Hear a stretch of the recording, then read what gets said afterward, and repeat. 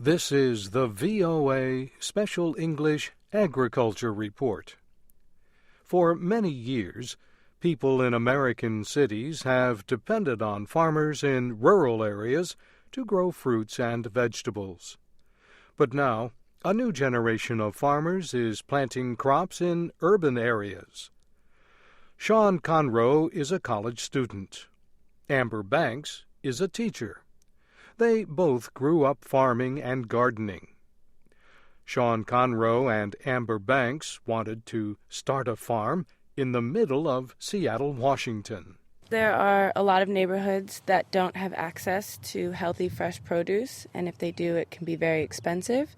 And so we see unused space as a great place to grow food that will make it more accessible for people.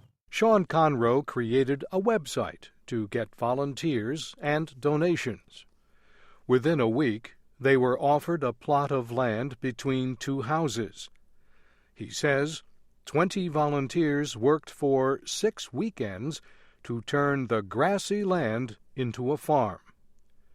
They called their project Alley Cat Acres. We have spinach, onions, radish, lettuce, and chard that's all ready to be harvested right now. There are also carrots, green onions, peas, beans, and turnips. Broccoli, tomatillos, and cucumbers, which are all starting to pop up, and then strawberries. The Alley Cats have harvested about 90 kilograms of produce so far.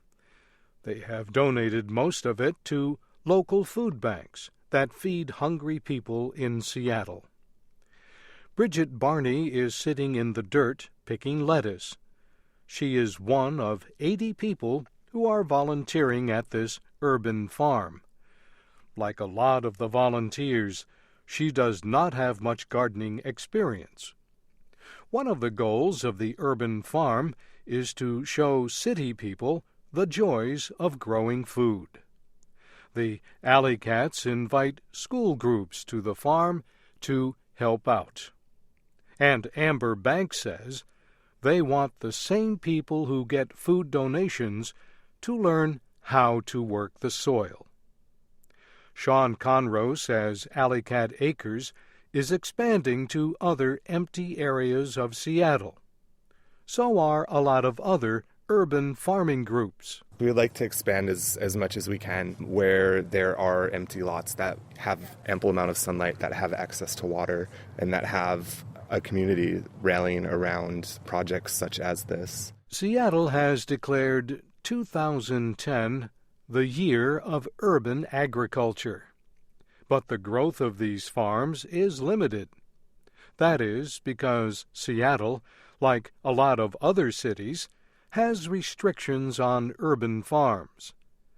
The City Council is now considering changing those laws. And that's the VOA Special English Agriculture Report by Ann Dornfield. Support came from the Park Foundation, the Gaylord and Dorothy Donnelly Foundation, and the Great Lakes Fishery Trust. You can find more stories and post your comments at environmentreport.org.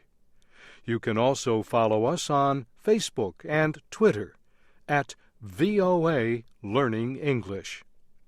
I'm Bob Doty.